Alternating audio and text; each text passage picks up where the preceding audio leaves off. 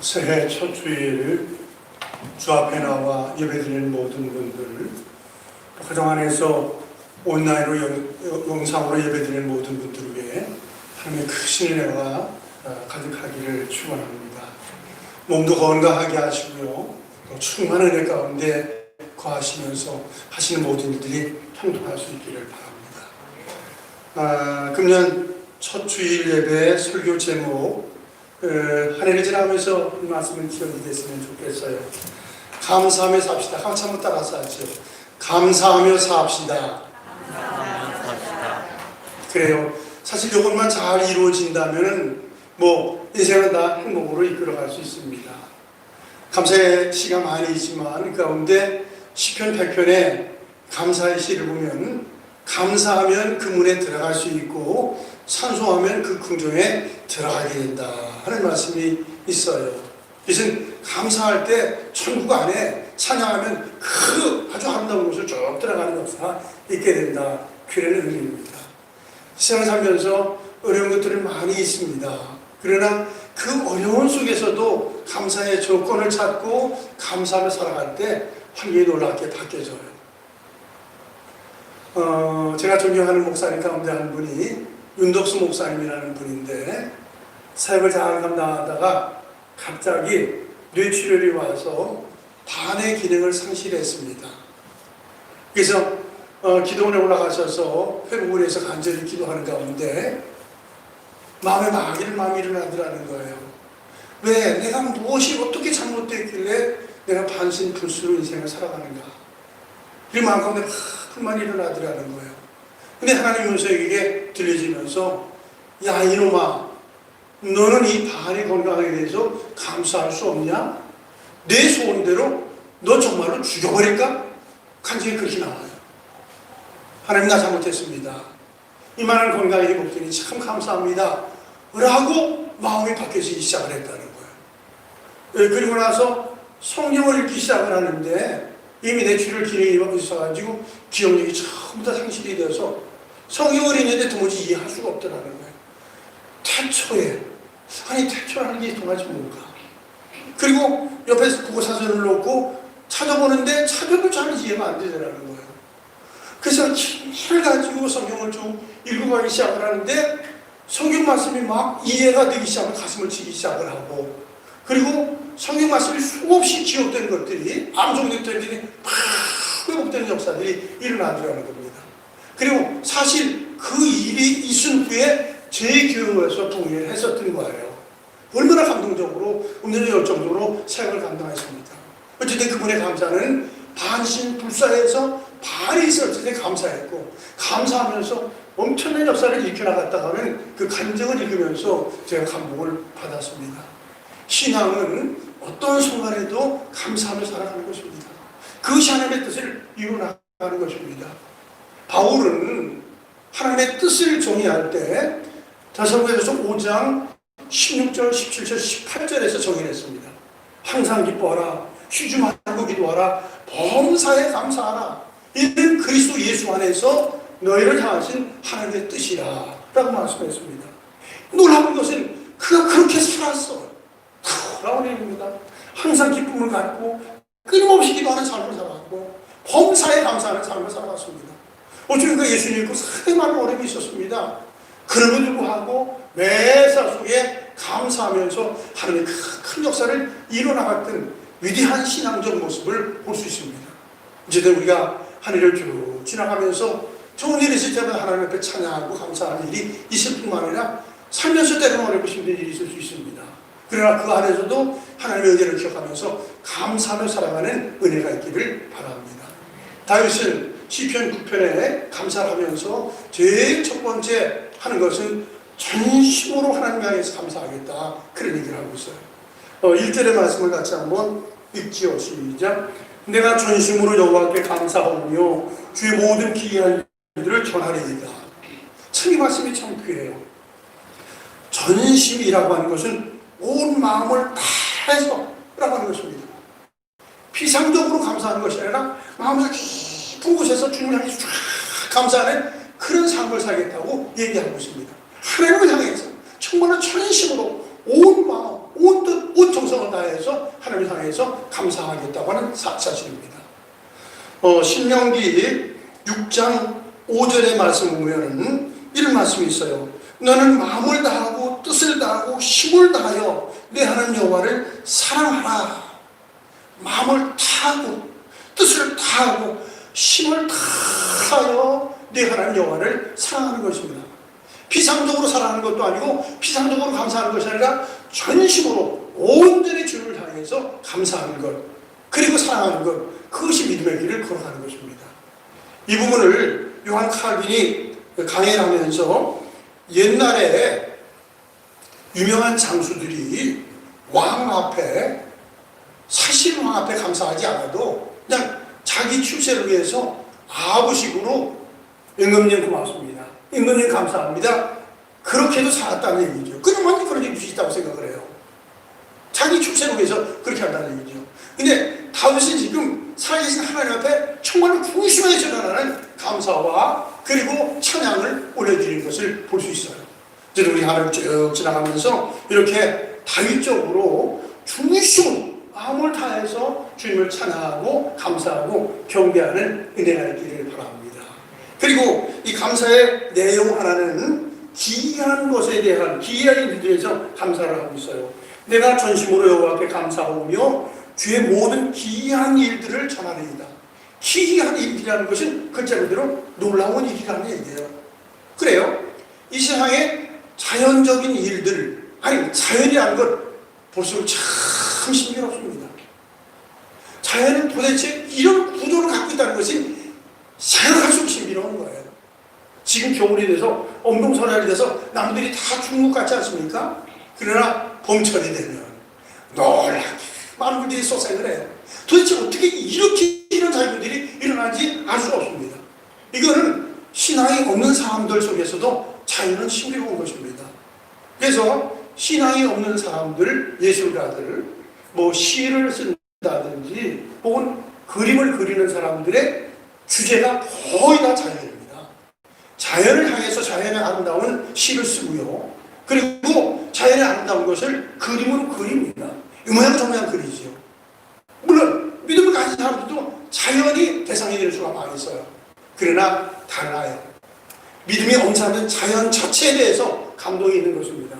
그러나 신앙을 가진 사람들은 온 우주 만물을 만드신 하나님에 대해서 감사하고 찬양하는 걸 고쳐야 합니다. 세계적인 부흥사지요. 빌리그레이엄 목사님은 집회를 할 때마다 두 찬송을 늘상 축송을 당해서 했어요. 하나는 Amazing Grace, 나 같은 죄인 살리신,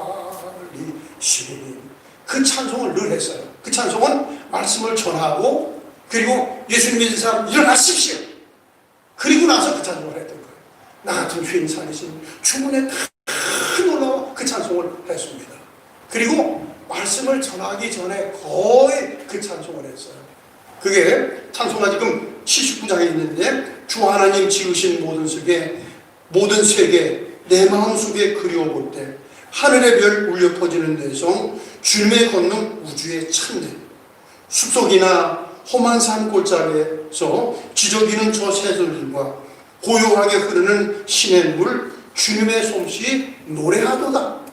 온 우주 만물은 전부 다 주님이 하신 일이라는 사실입니다. 주님의 높고 위대하심을 내 영혼이 찬양하네. 주님의 높고 위대하심을 내 영혼이 찬양하네. 바로 그거예요. 다시 말씀드리면 믿음이 없는 사람들은 자연 참 신비로운 거라는 말이지요. 그러나 신앙을 가진 사람들은 이 위대한 자연을 만드신 전능하신 하나님 향해서 찬양하는 그것이 다른 것입니다. 금년 한 해를 지나가면서 하나님의 귀한 일들을 이룬 것에 대해서 늘상 감사하는 은혜가 우리 가운데 있기를 바랍니다. 이 부분을 호쿠마 주석에서 주석을 하면서 추측이죠. 아마 다윗이 두 가지의 기이한 일들에서 감사했을 것이다 라고 얘기를 해요. 근데 제일 첫 번째는 출애굽의 역사가 기억이 됐을 것이다 하는 추측입니다. 이스라엘 때 애굽에서 430년 동안 노예 생활하다 거기서 나오게 되죠. 기적처럼 기이하게 나오는 거예요. 양을 잡아서 문설주 군인방에 달았는데 죽음의 사자가 거기서 넘어갑니다. 그게 6월이에요. 그 불구소축 문일만에 받았다고 죽음의 사자가 넘겨가고 그걸 바르지 않는 가정에는 죽음의 사자가 죽는 일을 이루겠습니까? 아, 기이한 일이죠. 그리고 드디어 나와가지고 그들이 간 곳이 홍해 앞에를 갑니다. 앞에는 노식을 막 바다가 있는데 뒤에는 자기들을 잡으려고 병동을 일으킨 바로와 바로의 군인들이 쳐들어오는 거예요.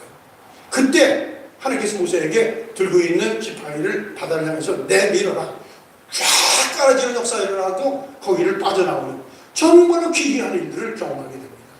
그리고 나올 때 그들이 낮에 그 뜨거움 속에서 구름 기둥이 그들을 지키시고 밤에는 추울 때 불기둥으로 그들을 지키고 나오면서 가지고 있던 음식을 다 떨어뜨리니까 하늘로부터 음식을 내려주는데 만나예요. 만나라는 말이 이것이 무엇이냐.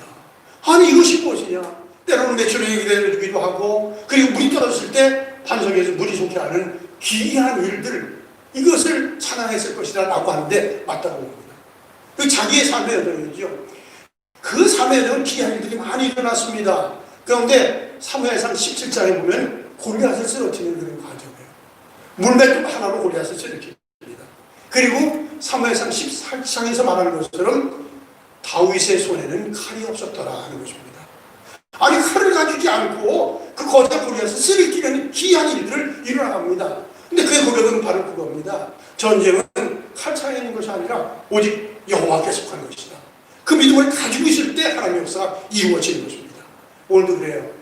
우리의 이 소중한 신앙을 갖고 살면 하나님의 역사가 기이하게 놀랍게 우리 삶 가운데 역사가 이루어집니다. 독이 믿음을 가진 우리들에겐 딴 것보다도 그거 바로 예수님을 구세주로 믿을 때 우리가 가진 죄 문제가 해결되고 죄 문제가 해결돼서 우리 마음 가운데 자유가 생기고 평안이 생기고 기쁨이 생깁니다. 이걸 어떻게 세상 사람들에게 설명할 수가 있겠습니까? 바로 우리의 십자가의 도가 믿지 않는 사람들에게는 어리석은 사건이 되지만은 구원은 우리에게 하나님의 기이한 일이죠. 놀라운 능력이 되어줍니다. 구원의 문제가 그렇습니다. 그리고 또한 우리의 삶의 여정 통해서 도무지 안 되는 것 같지만 하나님의 능력 가운데 되어지는 일이 일어납니다. 단 신앙을 가지고 믿음을 가질 때 그런 일이 일어납니다. 안산 제일교회에서 오랫동안 목회하신 고훈 목사님이라는 분이 계십니다. 그분은 참 기이한 삶을 사셨어요. 어쨌든 그분은 암 선언을 받고 암 수술을 받고 20년 동안 목회가 계속 이어졌습니다. 기적이죠. 그분이 서 있는 거 보면 아주 바사만하고 그게 약한 거예요. 과장이지만 바람으로 훅 불면 쓰러질 것 같아요. 근데 그분이 전하시는 말씀이 툭툭툭툭 가슴을 울리고 신령을 변화시키는 거예요. 한산의 그야말로 제일교회를 크게 일어나갔습니다. 근데 그분이 어느 날 어떤 할머니 집사님이 자기를 찾아왔더라는 거예요. 그러면서 내가 이제 이사를 가게 됩니다. 그러면서 목사님, 내가 이 교회를 10년 동안 출석을 했는데 주일마다 주님이 주시는 목사님 통해서 주어지는 말씀이 얼마나 은혜가 되는지 모릅니다. 너무너무 감사합니다. 그리고 목사님, 사실은 나는 심장병이 있었는데 이 병은 어디서 고칠 수가 없었습니다. 그런데 목사님의 안수 기도 10년 주일마다 안수 기도에 있어서 내 심장병이 다 치유됐습니다. 아니 그 목사님이 그 할머니 집사님을 알기를 하겠는데 자기가 한 번도 안수한 적이 없는데 10년 내내 매주일 안수를 했다니 그 참 속에 그런 마음이 있었다는 거예요. 그랬더니 그 집사님이 그 설명을 하더라는 거예요. 목사님 무슨 얘기인지 잘 모르시겠죠? 그러면서 사실은 제가 주일마다 말씀을 통해서 큰 일 받고 나가실 때 목사님이 서 계실 때 내가 찾아가서 항상 은혜 많이 받았습니다. 안수를 했습니다. 그렇게 기억을 하겠다는 거예요. 근데 안수하는 그 순간에 오른손을 목사님은 오른손을 잡고 있었고 내 왼손은 내 심장에다가 올려놓고 하나님 짧게 마음속으로 목사님이 내 이 심장에 안수하고 계시는데 이 병 치료해 주십시오 라고 기도했다는 거예요. 근데 기도하면서 심장이 깨끗이 치료됐다는 거예요. 할렐루야. 그것이 자기에게 큰 감동이 됐다는 거예요. 저는 그 간증을 들으면서 야, 믿음이라는 것은 참 단순한 것이구나. 어떤 이건 할머니 집사님의 문제가 아니라 교회 때문에 똑같은 것이다. 아주 단순하게 주님의 은혜를 사모하면서 나아갈 때 하나님의 은혜를 주시는 거예요. 그때 기이한 역사, 놀라운 역사가 경험이 됩니다. 라는 것을 한 해를 쭉 지나가면서 이 다윗이 고백하는 것처럼 전심으로 여호와께 찬양 감사하고, 그리고 주님이 하신 놀라운 일들을, 기이한 일들에 대해서 감사하고 찬양하는 은혜가 있기를 축원합니다. 그리고 이 방금 일어난 것을 보십시오. 자기는 이러한 사실들을 정말 간절하게 전하고자 하는 마음이 영원한 사실이에요. 1절까지 보면 내가 전심으로 여호와께 감사하며 주의 모든 기이한 일들을 전하리이다. 기이한 일들을 전하리이다. 그냥 자기만 갖고 있는 것이 아니라 이것을 어떻게 하든지 알리고 싶고 보이고 싶고 나타내고 싶다는 그런 얘기입니다. 마태복음 말씀 가운데 보면 문둥병자 10명이 치유되는 과정이 나와요. 놀라운 일이죠. 지금도 그렇지만 그 당시에 문둥병이 온다고 하는 것은 인생을 완전히 망치는 것이고요. 회복할 길이 없고, 더욱이 사람들이 저 사람은 하나님으로부터 저주받은 사람이다 라고 손가락질 하는데, 그 차에 몸을 썩어가지고 가족을 해주고 사람들을 볼 때마다 하나님부터 저주받았다고 이해하니 살 수 있는 길이 어디 있겠어요. 근데 그들이 예수님을 만나게 됩니다. 그 예수님을 통해서 10명의 환자들이 다 고침을 받아요. 기적적인 역사, 그야말로 기이한 일들이 일어나죠. 그리고 예수님께서 하시는 말씀은 그거예요. 너희가 대제사에 가서 감사함을 드리면서 하나님 것을 고쳐줬다는 것을 증언하라 라고 합니다. 근데 웬걸요? 10명 가운데 9명들은 다 어디 갔는지 몰라요. 근데 오직 한 명만 가가지고 예물을 드리면서 주님이 하셨습니다. 주께서 하셨습니다 라는 것을 나타내는 것을 볼 수 있습니다. 그때 주님이 하신 말씀은 그거예요. 9은 어디 있느냐 하는 얘기예요. 하나님의 기인 역사를 체험했는데 하나님께 감사하지 못하는 것 어디 있느냐, 그 책망을 하고 계십니다. 기이한 일을 체험할 때 아버지 앞에 사람들에게 끊임없이 감사하는 이 간증적 삶이 있어지기를 축원합니다. 오늘 시편 그 14편의 말씀 보면 그런 말씀이 있어요. 어리석은 자는 그 마음에 이르기를 하나님이 없다 하도다. 어리석은 자들은 그 마음속에 하나님이 없다고 하기 때문에 어떻게 하나님을 아닐 수가 있겠습니까? 근데 이것을 의역을 할 수가 있습니다. 지혜로운 사람은 그 마음에 어떤 마음을 갖습니까? 하나님이 계시다는 것입니다. 그것이 곧 지혜입니다. 딱 그 사람입니다. 믿음이 있는 사람들은 하나님이 살아계신 것을 짜장하게 체험할 수 있습니다. 하나님의 생생하게 볼 수 있는 그런 놀라움이 있어요. 우리가 하나님의 살아계신 것을 두 가지의 계시를 통해서 아는 거예요. 하나는 자연 계시라고 하는 것이고요. 하나는 특별 계시입니다. 특별 계시가 성경 말씀입니다. 근데 어리석은 사람은 자연을 보아도 아까 말씀드려도 아름답죠. 그러나 그것을 통해서 하나님의 살아계신 것을 볼 수는 없습니다. 어리석은 사람 가운데 해박한 지식을 가진 사람도 성경을 읽어도 깨닫지 못합니다. 그러나 지혜로운 사람, 믿음의 사람, 은혜로운 사람은 성경을 통해서 하나님의 말씀이 들려지는 거예요. 참 지혜가 있습니다. 놀라운 신비로운 것입니다. 이 저 자연을 볼 때마다 하나님의 살아계신 걸, 위대한 것을 보게 되는 그런 일들이 있게 됩니다.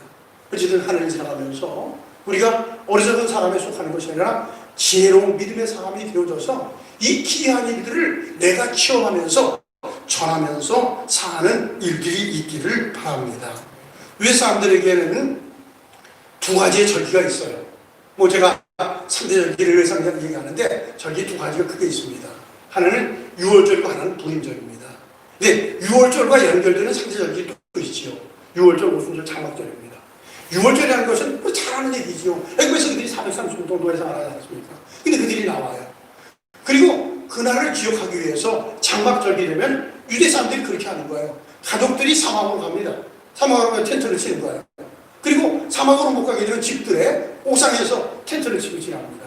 그리고 순서대로 하는 거예요. 가가지고 장남이 아버지, 오늘은 우리가 이렇게 집 두고 왜 사막에 와서 뜰에서 지붕에서 텐트를 칩니까? 그러면 질문합니다.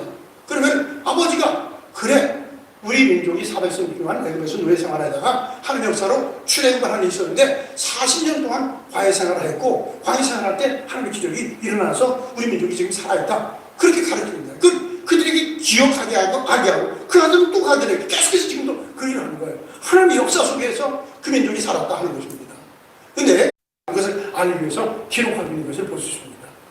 기이한 일들을 알린다고 하는 것은 많이 소중한 것이고, 다윗은 사실 역사의 소설가는 아닙니다. 다윗은 시를 쓰는 사람이에요. 근데 그 마음속에 일어나는 것들을 기록하면서 자기도 확인하고 또 사람들에게 이것을 알리는 그런 일들을 이뤄나갑니다. 금년 한 해 지나가면서 하나님 우리에게 하시는 일들을 잘 기억하시고 또 이런 것들을 간증적으로 많은 사람들에게 알리면서 하나님의 살아계신 것을 나타내고 보이는 일들이 있기를 바랍니다. 또한 이런 마음의 소원을 쭉 가는 것은 2절을 보십시오. 2절 같이 한번 읽죠. 시작. 내가 주를 기뻐하고 즐거워하며 지존하신 주의 이름을 찬송하리이다. 마음속에 지금 막 일어나는 건데 정말 전심으로 주님을 찬양하는 것입니다. 내가 주를 기뻐하고 즐거워하며 지존하신 주의 이름을 찬송하리이다. 이 지존이라는 것이 히브리 말로 엘리온입니다. 한번 따라합시다. 엘리온. 이 번역이 참 좋은 거예요. 지극히 존귀하신 분이다. 하나님은 지극히 존귀하신 분이라는 거야. 세상에 그 어떤 누구 어떤 것도 비교하셔 엘리온 위대하시고 존귀하시는 그분이라는 거예요. 그 마음을 갖는 겁니다. 우리가 이를 조금 늦게 추진해서 미안한 마음이 있는데 금년에 대면 예배가 정상적으로 안 될 수 있지 않습니까? 그래서 어쨌든 집에 있는 시간이 많이 있을 겁니다. 그래서 신약 성경을 피사를 하게 될 거예요. 피사하면서 많은 은혜가 있기를 바라고요. 더욱이 구약 시대에는 성경을 한 권으로 시작을 했는데 그것이 인쇄가 되지 않아요. 복사기가 없었으니까, 인쇄기가 없었으니까. 근데 그 피사를 하는데 아무나 피사하는 게 아니에요. 우리가 아무나 피사하는 것이 참 고마운 일이죠. 어디 성경을 누구나 피사하는 그렇게 못합니다. 서기관들이 그것을 피사합니다. 이 서기관들이 그 피사하는 것은 지금처럼 좋은 종류가 없으니까요. 양피지를 가지고 피사를 한다든지 혹은 파피루스라고 하는 걸 그 왕골 같은 것을 쭉 눌러가지고 이게 종이처럼 만드는 거예요. 이게 창호지가 아닙니다. 그런 거 가지고 그거에다 글씨를 쓰는 거예요. 그래가지고 번역하고 피사하고 해서 그걸 갖는 거거든요. 그런데 그들의 정성이 어떠냐. 창세기 1장 1절 태초에 하나님이 천지를 창조하시니라 라고 그러는데 태초는 그냥 들어버려요. 근데 하나님의 이름이 나오면은 그냥 쓰는 게 아니에요. 붓을 새 붓으로 바꿉니다. 아니면 나중에는 붓을 새 붓으로 바꾸지 못할 때는 썼던 붓을 빨아요. 빨아서 다시 몽골을 칠해가지고 여호와 하나님 엘로힘 그 이름을 씁니다. 그 마음의 자세가 굉장한 거죠. 정말은 그렇게 지존하지 하나님을 높이겠다는 그런 마음을 가지고 그렇게 하는 것입니다. 우리 가운데도 정말로 이 다윗이 지금 말하는 걸 보십시오. 하나님의 그 지존하신 엘리온 하나님, 정말 거룩하신 하나님을 높이는 마음 속에 그렇게 드러나는 것을 볼 수 있습니다. 자, 그러면서 그 2절 보면 주를 기뻐하고 즐거워하며 주님을 기뻐하고 즐거워한다는 거예요. 이 하나님의 은혜 속에서 살아갈 때 이런 역사가 일어나는 것입니다. 사실은 믿음으로 살아가면 질병에 대해서 굉장히 잘 먹을 수 있습니다. 뭐 이게 잘하잖아요. 한동안 그 이강수 박사라는 박사라는 사람이 나와가지고 엔돌핀 얘기 수도 없이 많이 해서 과학적으로는 맞는 얘기예요. 우리가 항상 기쁘고 즐거우면 웬만한 질병들이 일어날 수 있습니다. 믿음 안에 은혜 가운데 설면은 기쁨과 즐거움이 있고 기쁨과 즐거우면 체내에 엔돌핀이 생기면서 건강이 회복되는 역사가 일어납니다. 어쨌든 한 해를 쭉 지나가면서 하나님께 감사하는, 그래서 감사하면서 합시다. 그 얘기를 잘 기억하면서 범사 속에 감사가 있기를 바라요. 다시 2절의 말씀 보면 내가 주를 기뻐하고 즐거워하며 지존하신 주의 이름을 찬송하리이다. 이 찬송 참 아마 모르긴 해도 이분은 참 탁월하기 때문에 시를 지금 기록하지 않았어요. 그리고 시에다가 곡까지 붙였을 것 같아요. 그리고 자기가 또 연주를 하니까요. 참 이런 일들이 어떻게 있는지 모르겠어요. 그런데 이렇게 자기 시에 자기의 곡에 자기의 연주를 하면서 자기 목소리를 찬양하면서 아무 모르겠도 땀을 흘리면서 찬양했을 것 같아요. 땀을 흘리면서 정말 주의 은혜에 감사합니다 라고 찬양을 했을 것 같습니다. 그러니까 이 찬송은 지금 사울이 들은 건 아니지만 이 찬송을 들으면서 악신들이 떠나가는 놀라움들이 일어나지 않았습니까? 정말 신비롭고 위대한 역사가 이루어지는 것이죠. 자, 그래요. 하나님의 큰 은혜가 있고 기쁨이 있으면 이렇게 마음은 즐겁고 기쁠 수가 있습니다. 사무엘상 1장에 보면 사무엘의 엄마 한나가 나옵니다. 여기 세계를 충분히 모르는 엘리가 사무엘이 한나가 기도하는 가운데 여인이 왜 낮부터 술을 먹고 있느냐 그런 얘기를 하죠. 그랬더니 한나가 참 안타까운 말을 해요. 사실은 나는 마음이 괴롭고 통곡스러운 사람입니다. 내가 술을 먹은 것이 아니라 내 마음을 하나님께 토한 것입니다. 라고 간절히 기도하죠. 근데 하나님께서 그의 기도를 들으시고 응답하십니다. 그래서 그 가정에 사무엘 기도의 응답을 해주시죠. 그리고 그 응답을 받고 나서 그 고백을 2장에서 합니다. 내 마음이 여호와로 말미암아 즐거워하며 내 뿔이 여호와로 말미암아 높아졌나이다. 주님으로 말미암아 내 마음이 기뻐지고 내 뿔이 높아졌다는 것은 나의 영광이 하나님의 영광으로 채워지는 역사가 일어납니다. 할렐루야. 너무너무 감사합니다. 이 고백을 하고 있습니다. 다시 말씀해서 기도에 대한 응답이 있고 하나님의 임재를 체험할 때 이런 놀랍고 귀한 역사가 이루어지게 되어 있습니다. 한 부분 더 우리 성탄절을 쭉 지나가면서 성탄절에 동방 박사 얘기 참 잘하지 않습니까? 참 그분들이 감동적인 사람들이에요. 정말 박사 중에 박사예요. 박사 중에 박사예요. 왜 박사 중이냐면 별이 예수님 태어나는 것을 어떻게 보고 오겠어요. 근데 그들이 별 보고 오다가 별 볼 일 없는 동네 예수님이 들어가서 헛다리 짚지 않습니까? 그러고 나서 그 별이 달달하게 떠 있는 걸 보면서 떠 있는 그것을 보면서 기뻐하더라. 그 별을 보면서 그 별 밑에 예수님 계시다. 예수님이 저기 누워 계시다는 것을 보면서 마음에 막 기쁨이 있습니다. 똑같은 것입니다. 오늘도 어떤 경로로 되었는지 우리 예수님을 만나고 주의 은혜를 체험하면 우리 속에 마음의 기쁨이 일어날 수밖에 없는 거예요. 이 다윗이 지금 이런 것들을 경험하는 것입니다. 하나님의 신령한 은혜 가운데 자기의 마음이 기쁘고 즐거운 마음이 있고 또 그 엘리온하신 그 위대하신 하나님을 높이기도 하는 마음에 불길이 일어나고 있는 그 모습을 볼 수가 있습니다. 자, 그러면서 10절로 넘어가지요. 10절로 같이 한번 읽죠. 시작. 여호와여 주의 이름을 아는 자는 주를 의지하오리니 이는 주를 찾는 자들을 버리지 아니하시니라. 자, 그렇습니다. 여호와여 주님이시여 주의 이름을 아는 자는 주를 의지합니다. 그만 따라합시다. 주의 이름을 아는 자는 주님을 의지합니다. 주의 이름을 아는 자는 주님을 의지합니다. 그렇습니다. 주의 이름을 안다고 하는 것은 야다라고 하는 말을 써요. 이것은 지식적으로 하는 것이고 경험적으로 체험적으로 하는 것입니다. 경험만 한다는 거예요. 하나님을 우리 성경을 통해서 아는 것, 우리 삶을 통해서 기도하며 응답받을 때 하나님이 역사하셨다, 하나님이 하셨다는 것을 알게 됩니다. 체험하게 됩니다. 그러면 어떤 마음이 일어나느냐? 우리 인생의 모든 것들을 다 주님 앞에 의지하게 됩니다. 전폭적으로 맡기게 됩니다. 사실은 주님을 온전히 알지 못한 사람은 자기의 삶을 주 앞에 의지할 수 없습니다. 의탁할 수 없습니다. 어디? 그러나 주님이 어떤 분이냐는 것을 알게 되고 믿게 되고 체험하게 되면 인생을 다 주님 앞에 맡길 수 있습니다. 그러면 우리 주님이 다 우리 인생을 체험되는 것을 내가 체험하게 되고 우리 주님이 우리 모든 것들을 짊어지신 것을 내가 경험하게 되고 그때 삶을 여유롭고 은혜로운 삶을 살아갑니다. 어쨌든 금년회를 지나가면서 어려움이 있을 수 있습니다. 그러나 다윗이 가졌던 그 위대한 신앙을 우리가 갖는 것입니다. 그래서 감사하며 살아가는 그런 은혜가 우리 모두에게 넘치기를 축원합니다. 기도하지. 하나님 아버지